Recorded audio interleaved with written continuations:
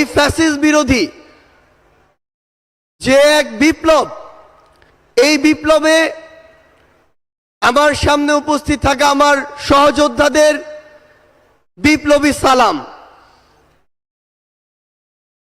বিগত 16 বছরে খুনি শেখ হাসিনা যাকেই তার পটেনশিয়াল থ্রেট মনে করেছিল, তাকেই যেভাবে পেরেছে নানা উপাধি দিয়ে, নানা তকমা দিয়ে, ব্লেম গেম খেলা যেটি ছিল সেই খেলায় মেতে উঠেছিল। আমরা দেখেছি অনেক নিরপরাধ মানুষকে, অনেক নিরপরাধ আলেম ওলামাকে কিভাবে শুধুমাত্র তার পটেনশিয়াল থ্রেট মনে করার কারণে জেলখানা থেকে শুরু করে হামলা মামলা নির্যাতনের মাধ্যমে হত্যা করেছে। আমরা আমাদের জায়গা থেকে মনে করি যে বাংলাদেশ ইসলামী ছাত্র শিবির সহ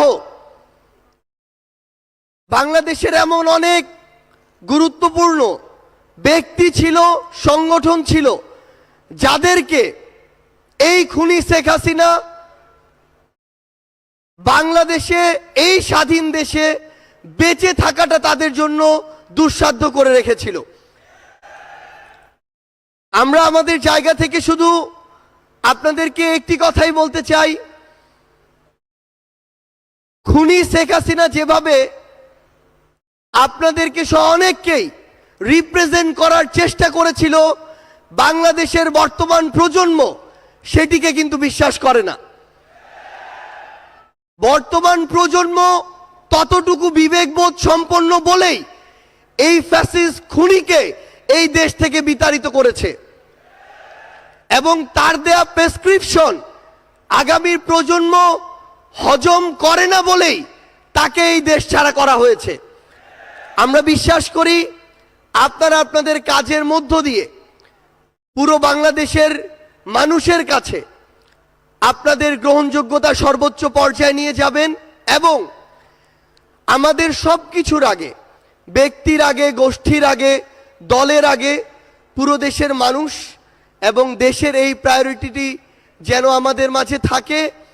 আমরা বিশ্বাস করি 24-এর অভ্যুত্থানে আমরা একসাথে হাতে হাত রেখে, কাঁধে কাঁধ মিলিয়ে, এমনকি পরিকল্পনার টেবিলে একসাথে বসে যেভাবে আমাদের কাজগুলো করেছি, আগামীর বাংলাদেশ গঠনে দেশের স্বার্থকে সবার আগে রেখে আমরা একইভাবে ঐক্যবদ্ধভাবে কাজ করে যাব। আমরা বিশ্বাস করি আমাদের চিন্তা ভাবনা যতদিন সৎ থাকবে, আমাদের কাজ যতদিন দেশ ও দেশের মানুষের জন্য থাকবে, ততদিন খুনি হাসিনার মতো যারাই আমাদের প্রতিবন্ধকতা হিসেবে সামনে আসুক না কেন, আমরা ঐক্যবদ্ধভাবে তাদেরকে প্রতিহত করতে পারব। আজকে এই কেন্দ্রীয় সমাবেশে আপনারা যারা উপস্থিত হয়েছেন, আপনাদের সকলকে এই অভ্যুত্থান পরবর্তী নতুন বাংলাদেশে, সংগ্রামের বাংলাদেশে আমরা সংগ্রামী শুভেচ্ছা জানাতে চাই। আপনাদের সাথে আমাদের আবারও দেখা হবে যতক্ষণ আমাদের পথ সত্যের, যতক্ষণ আমাদের চিন্তা ভাবনা মানসিকতা ন্যায়ের, ততক্ষণ আপনাদের সাথে আমাদের আবারও দেখা হবে হয় সংগ্রামের রাজপথে অথবা বিজয়। ধন্যবাদ সবাইকে। ইনকিলাব জিন্দাবাদ।